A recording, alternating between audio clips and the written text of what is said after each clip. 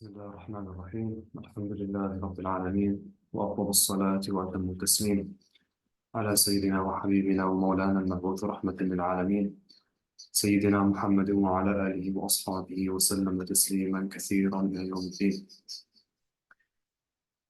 We have finally gotten to the description of the Salah, starting with the fara'id, with the obligatory actions. As we discussed last time, the obligatory actions of Salah are defined as actions that their absence would necessitate the absence of the correctness of the Salah. However, their presence does not necessitate the presence of the correctness of the Salah. So any one of these obligatory actions, if they are removed from the Salah, they are removed from the Salah, then the Salah is invalid. Of course, this is assuming that the valid excuses for leaving them are not present. And the valid excuses will be discussed. So فصل فرائض الصلاة نية الصلاة المعينة. The first one is the specific intention of that prayer. The intention must be made at the beginning of the prayer and must be specific to that prayer. So someone who enters Salat al-Dhuhr with the mistaken intention of praying Asr, or the mistaken intention of praying a nafila, two rak'ahs nafila. If he makes that incorrect intention at the beginning, then his salah is invalid. Rather, the correct intention must be present at the beginning of the salah. وتكبيرة الإحرام. So, تكبيرة الإحرام, or saying Allahu Akbar at the beginning of the salah, is a obligatory action, as opposed to the other takbirs, which are not obligatory. Rather, they are a sunnah. Most obligatory actions, most of the fara'id, are assumed to be obligatory for the imam, the ma'moom, so the imam and the person who prays behind the imam, and the person who prays on his own, also called al-fadh or al-munfarid. The default is that any obligatory action is obligatory for all of them. However, as we're going to see, some of these specific actions can be carried by the imam, or their obligation can be carried by the imam performing them. Takbirat al-ihram is not one of them. So someone who is praying behind the imam, he must make the takbir as well. Otherwise, the salah is invalid. And some people make this mistake. They will join the salah late and they'll simply just, move their hands and put it on their chest without actually saying Allahu Akbar. Rather, this is an obligatory action, and it's part of the validity of the salah that he does the takbir al-ihram, regardless of whether he's the imam or not the imam. وَالْقِيَامُ لَهَا. So standing for it is also an obligatory action.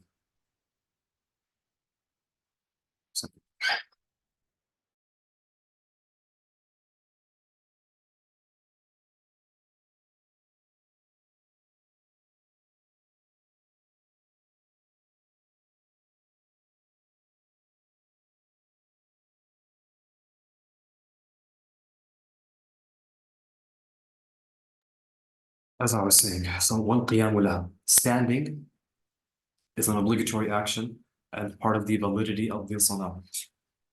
Now, this, as I said, is the default, assuming there is no valid excuse. Some people have valid excuses, such as injury or old age, and they are unable to stand.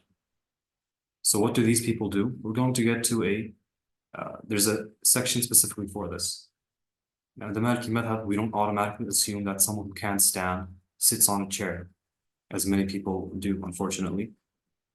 Rather, there is a sequence of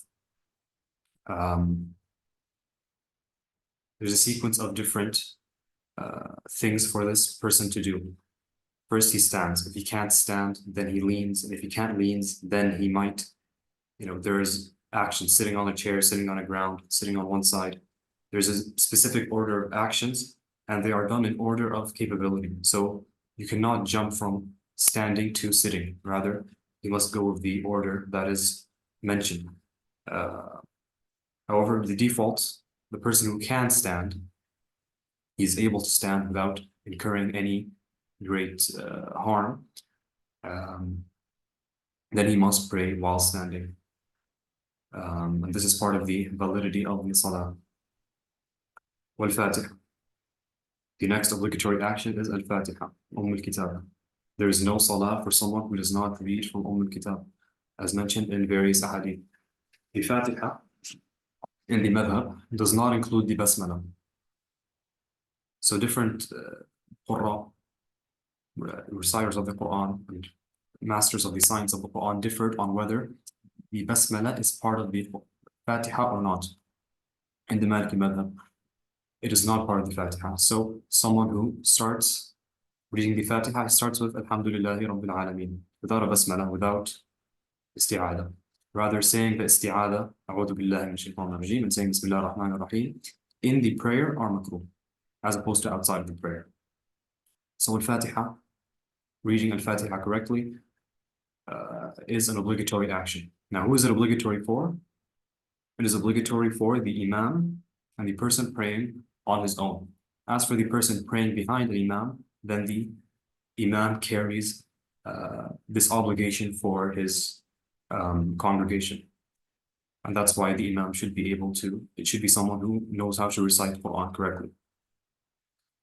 As for the person in his congregation, then he does not have to read the Fatiha. And as we said, the Imam fulfills the obligation on his behalf. وَالْقِيَامُ لَهَا. Again, standing. So you still have to be standing for Fatiha, if you are capable, as we said. وَالرُّكُوعُ. Ruku', or going down into a bowing position, as you are all familiar with, is also an obligatory action, without which the Salah would be invalid. Now, the Sunnah position is to put the hands on the knees. However, to fulfill the ruku', to fulfill a correct ruku', then the hands simply have to be close enough to the knees. However, if the hands are, for example, on your waist, you do ruku', but your hands are on your waist, this does not fulfill ruku'. They must be on the knees as a sunnah, or if not fulfilling the sunnah, at least close to the knees, just slightly above or slightly below, or slightly to the sides. This fulfills the obligation of ruku'. وَالرَّفْعُ مِنْهُ. So, going back into a standing position after ruku', that's also an obligatory action. Someone who does ruku' and then goes straight into sujood does not fulfill the obligation. Yeah, he must stand between. And he must stand for an amount of time, which we're going to get to. وَالسُّجُودُ عَلَى الْجَبْهَةِ. So, prostrating on the forehead. So why does he mention the forehead and not other body parts? The sunnah position of prostrating or sujood is, as you guys know, to put your hands, both your hands,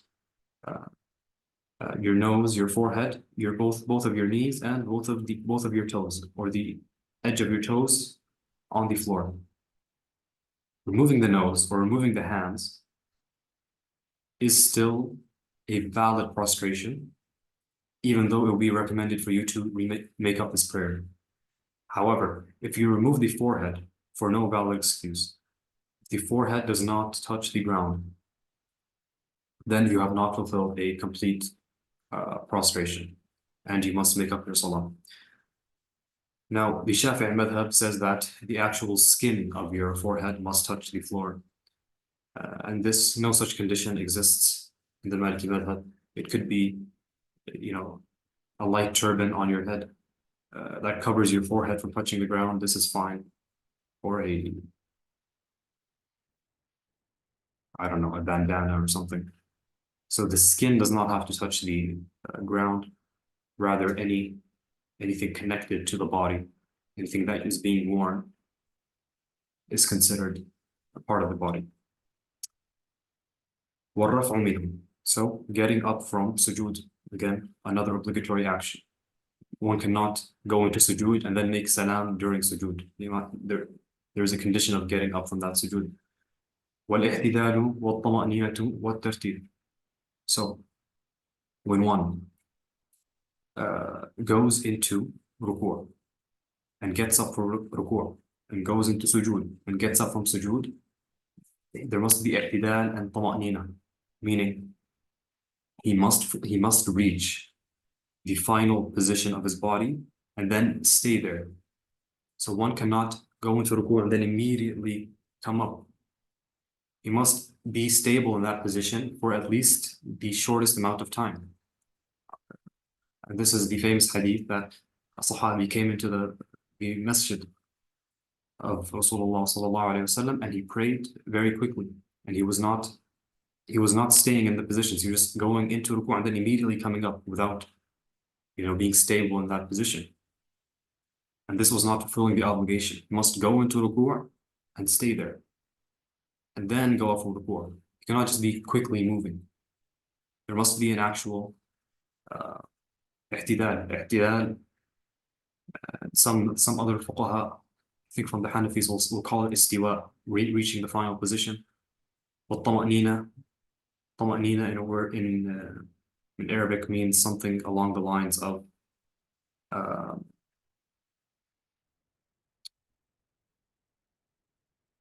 طمأنينة. Someone's mutma'in, he's safe, or he feels safe, he feels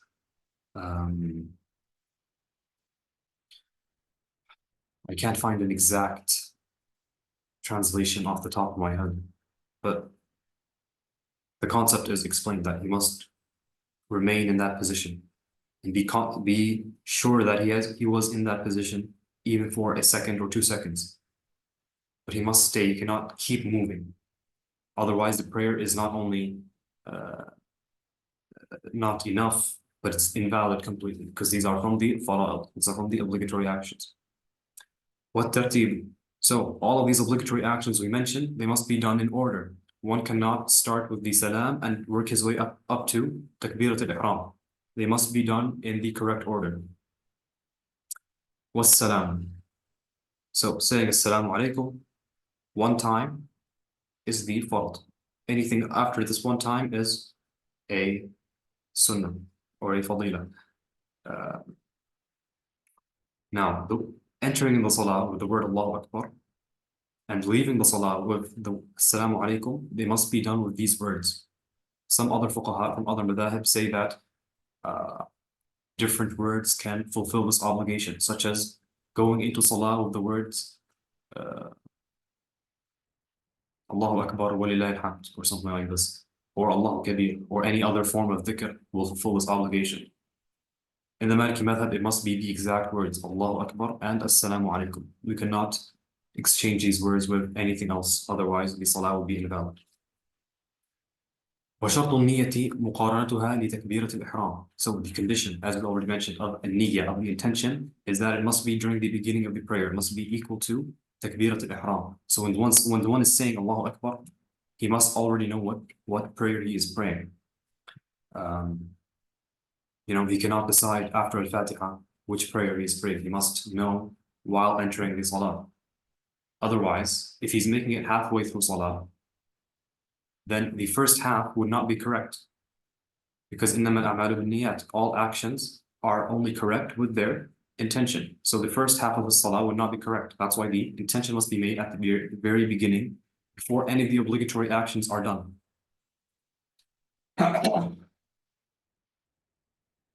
And those are the obligatory actions,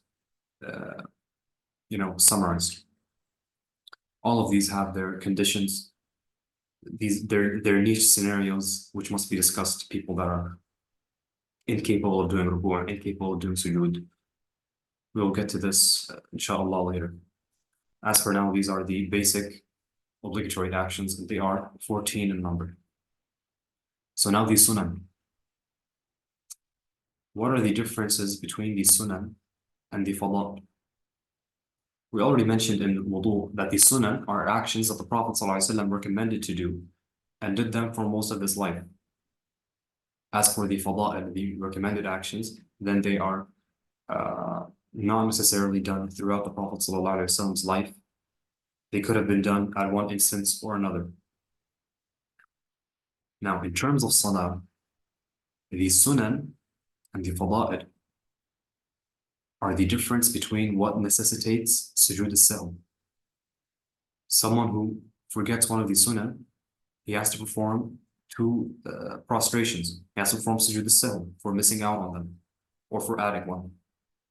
As for missing a fadila, he does not do sujood sahwi.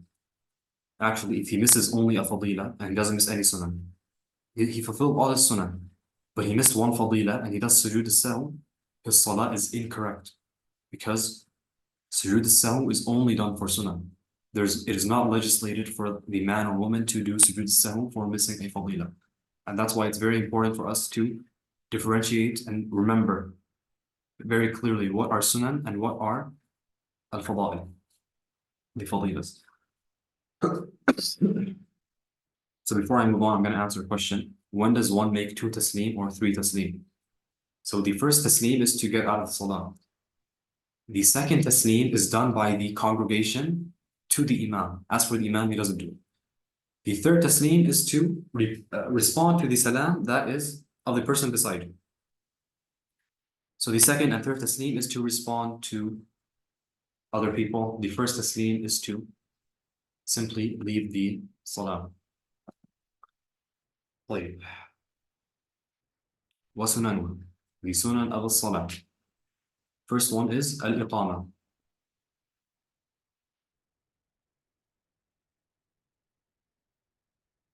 Can you please tell about the issue of holding hands? We're going to get to that in fada'il because that's where it belongs.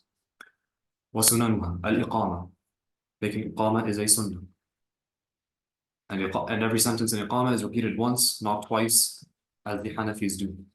وَالسُّورَةُ الَّتِي بَعْدَ الْفَاتِحَةِ. So, you guys know which salahs and which rak'ahs we make a surah after the Fatiha. So, both rak'ahs in Fajr or Subh, first 2 rak'ahs in al-Dhuhr, al-Asr, and al-Maghrib and al-Isha. We add a surah. It doesn't have to be an entire surah, even though it's mustahab to read an entire surah after al-Fatiha. والسر فيما يسر فيه والجهر فيما يجهر فيه. So it is a sunnah to read out loud in the appropriate places and to read quietly in places where it is not meant to read out loud. And the prayers that are read out loud are al-Maghrib, al-Isha, and the Subh, and Jum'ah when it is Jum'ah. Now, what is the upper and lower limit of al-jahr, of reading out loud? For a man, for his jahr to be fulfilled, he has to read in a volume that is heard at least by him and a person beside him. If there is no person beside him, then we imagine, for the sake of argument, that there is a person beside him. How loud would he have to read for him to hear? As for a woman, then she does not exceed the volume of what she can hear. For her, it is not recommended to read in a volume in which other people around her will hear. And this, follows the concept of that the voice of a woman is, generally speaking, something which other men may enjoy, and is something she should hide out of shyness. And this is the same reason why a woman is not supposed to make adhan, and she shouldn't read Quran in front of other men. And this is also one of the reasons, not the only, but one of the reasons why the imamah of a woman is invalid. So a woman cannot be an imam even if it's for other women only, as opposed to some other madhab. والسر, reading in secret, no matter what salah, the minimum of reading, even if it's Fatiha or a surah, it has to be at least moving the lips. At the very least, he needs to be moving his lips. If he's not moving his lips and he's only reading in his mind, that is invalid. If he's reading the Fatiha in his mind, then that Fatiha is invalid. So he must be moving his lips in secret. And it is recommended, the upper limit of reading in secret, is that he can hear himself. Not other people around him, but to the volume that he can at least hear himself, and that's it. In secret salahs, al-Dhuhr, al-Asr, then it is recommended for him to read in a volume that he can himself hear. However, if he's moving his lips at least while reading, that is the lower limit, and that is fulfilling the obligation. Now, any nafilah that is done during the time of Dhuhr and Asr is also secret, and any nafilah during Maghrib, Isha, and Subh is also out loud. So the nafilah, the ruling of reading, whether out loud or not out loud, of any nafilah follows the timing of the obligatory prayer in that time. So if the obligatory prayer timing you are in is Maghrib, then any nafilah, it is recommended that you read out loud because Maghrib is read out loud. وَسَمِعَ اللَّهُ لِمَنْ حَمِدَهُ. So coming up from ruku', you do not say Allahu Akbar, you say Sami' Allahu liman hamida. And this is recommended for it's a sunnah for the imam and the person praying alone. As for the person who's praying behind the imam, he says, Rabbana wa lakal hamd. He doesn't say that Sami' Allahu liman hamida. So it's not a sunnah for him. It's only a sunnah for the imam and the person praying alone. وَكُلُّ تَكْبِيرَةٍ سُنَّةٍ إِلَّا الْأُولَى. So any saying Allahu Akbar, except for the first one, because we've already mentioned that takbirat al-ihram is an obligatory action. Any other takbir is a sunnah. So going down into ruku', going down into sujood, coming up from sujood, going down to the second sujood, going up from sujood up to the second rak'ah, those are all sunnah. إلا الأولى. والتشهدان والجلوس لهما. So the tashahhud, as you guys know, in al-subh, there is one tashahhud. In the other prayers, there's two. These are all sunnah. And sitting down for them is, part of the correct position of the prayer. وَتَقْدِيمُ الْفَاتِحَةِ عَلَى السُّورَةِ. So, hypothetically, if one were to read the short surah before al-Fatiha, his prayer would be valid. However, the sunnah is that he reads the Fatiha before the surah. And if he mixes up these, then he would pray sujood sahw. As we discussed, any mistake in the sunnah necessitates sujood sahw. So someone asks, should someone say Rabbana wa lakal hamd aloud in congregation? There's nothing wrong with saying it out loud. However, it's not a sunnah. Ameen. Someone's asking about Ameen. You guys keep jumping to the fada'il. We're still in the sunnah. You guys are asking about fada'il, which we're going to get to in a bit, inshallah. So, وتقديم الفاتحة على السورة والتسليمة الثانية والثالثة. The second and third taslim are sunnah. للمأموم, for the person praying in congregation. As we mentioned, responding to the salam is responding to the imam and to the person beside you. The imam, he doesn't necessarily need to, it's not a sunnah for him to make the second and third ones. So it's lil ma'mum. However, it doesn't invalidate his prayer if he does, and rather, I think you'll find many scholars will give the fatwa that it is recommended for the imam to give the second taslim due to the fact that it will cause confusion in a modern society in which understanding of differences in fiqh is lacking. And if you pray in a masjid in North America where there's mostly Desis, they're mostly Hanafi, and they see an imam only doing one taslim, then they're probably going to yell at him because they don't understand differences in fiqh. And this is, again, I discuss this here and there sometimes, that there's a difference between theoretical fiqh and giving fatwa. Giving fatwa is not just about what the imam of your madhab said, it's also about looking at the conditions of the society around you. So there's no harm in doing, especially if you guys are living in a society that is mixed or a society that is mostly non-Maliki, then you should give the second taslim even if you're an imam, to not cause confusion among people. وَالْجَهْرُ بِالتَّسْلِيمَةِ الْوَاجِبَةِ. So saying the obligatory taslim, the first one, it's a sunnah to say it out loud. وَالصَّلَاةُ عَلَى رَسُولِ اللَّهِ صَلَّى اللَّهُ عَلَيْهِ وَسَلَّمَ. what we call a Salah al-Ibrahimiyya, or in other languages, Durud Ibrahimi, which we say at the end, before the taslim, at the final rak'ah. That is a sunnah. والسجود على الأنف والكفين والركبتين وأطراف القدمين.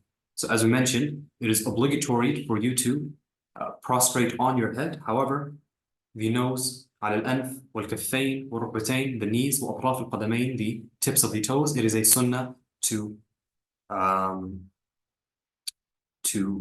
for them to touch the ground during a sujood.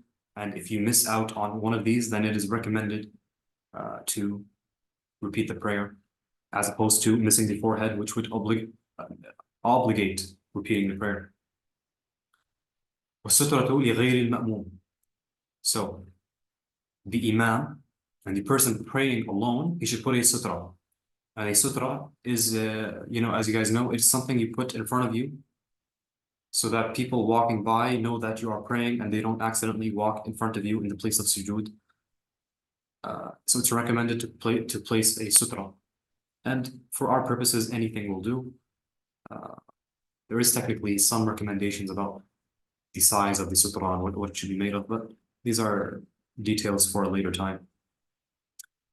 وأقلها غلظ رمح وطول ذراع طاهر ثابت غير مغشوش. So he says, again, he's just mentioning some of the conditions. The minimum of it is the width of a spear and the length of an arm. ذراع.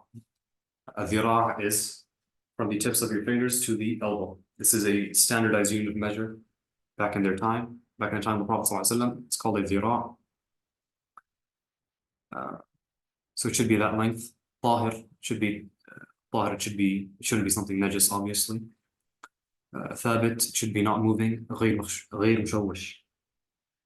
So I said مغشوش the first time accidentally. It's مشوش. So it should be something that isn't distracting. It shouldn't be something very colorful and shouldn't have so much designs. It should be something plain so that the person praying behind it is not distracted by it. These are just some of the conditions of the sutra that he mentions. Sutras nowadays are mass produced, the standard wooden ones. So it should be easy to fulfill the conditions of it. But we can't finish the fada'il today because we only have 7 minutes left. I know you guys asked a bunch of questions about the fada'il. The first one is, do you say Ameen out loud? It is not recommended to say Ameen out loud. However, it doesn't invalidate the prayer if you do, and it's nothing to fight over. Similarly, a qabd and a sadr, someone who puts his hands on his chest or puts his hands to his sides, they both views that are attributed to the madhab. You'll have people who prefer to do qabd, prefer to put their hands on their chest, will go to the people doing sadr and say, you guys aren't following the ahadith, and you guys don't know Imam Malik's madhab, and it's to follow Quran and Sunnah and whatnot. And you have the other side, the people doing sadr, going to the people doing qabd and saying, you guys are Salafis and you guys aren't following the madhab, and the mashhur of the madhab is this and that. Both sides are incorrect. Both views, we're going to get to this in detail next time, both views are valid. Both views, no one claims that any position is sunnah. So it's not something that is well known. Both sides, whichever one they claim it's a fadila. And it's not permissible for someone to cause a fight over a fadila, to accuse someone in his religion over a fadila, because it's not necessary for them to be done in the first place. And as we mentioned in the first class, al-amr bil-ma'ruf wal-nahy 'anil munkar, commanding what is good and forbidding what is evil, it must be something that is, first of all, haram and halal. It must be something that is agreed upon by the scholars. It can't be something that is, it must be something there is consensus upon by all of these scholars. It can't be something that there's a difference of opinion upon. So both sides here are incorrect. Similarly, in saying ta'meen, Many countries, even in Maliki countries such as Morocco, you'll find the congregation saying Ameen together out loud, just as the Hanabila would do. Yes, true. That's not the recommended position in the madhab. However, it's completely permissible. It is nothing to cause a fight over, especially someone who is not qualified to do so. The place of these discussions is only in academic settings. The place of discussing differences of opinion is only in academic settings, either with a teacher and his students or a scholar to another scholar discussing it in a academic fashion. Anything that is a fadila should not be discussed in the context that would cause fights between people. This is certainly agreed upon by al-Sunnah wal Jama'ah, and something that fortunately many people are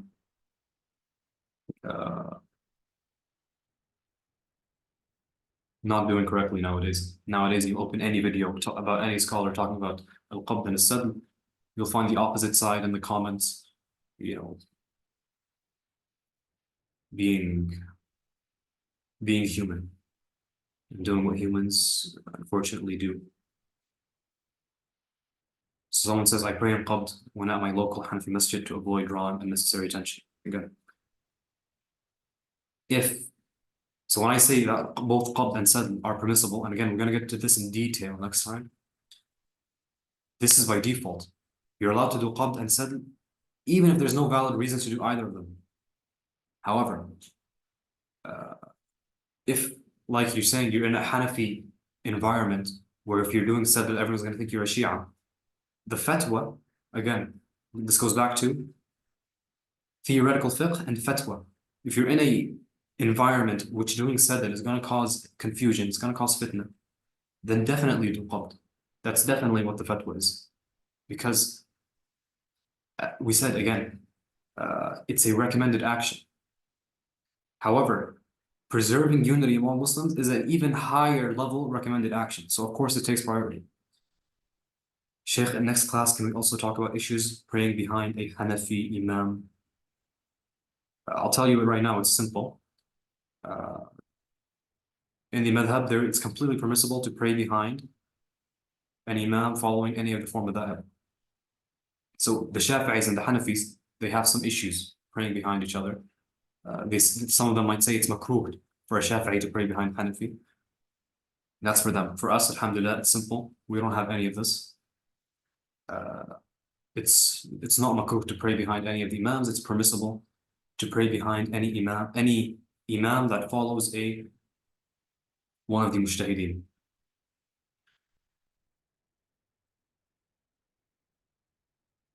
Also about Asr and Fajr Salah. Yeah, so you're asking about the timings. Yeah. I said I was going to discuss this a few classes ago in the class about prayer timings. We didn't have time. And then Muhammad asked about it, I think 2 classes ago, but we also didn't have time. So I'll discuss it right now. The fatwa of Sheikh Abdul Hamid is that it is a priority to pray in the Waqt al-Mukhtar, the chosen time. If one is in a Hanafi environment in which they pray the congregation after the Waqt al-Mukhtar, after the chosen time, due to their fiqh opinions, their valid fiqh opinions, it is more recommended for you to pray in the chosen time, according to the Maliki madhab, than it is to pray in congregation.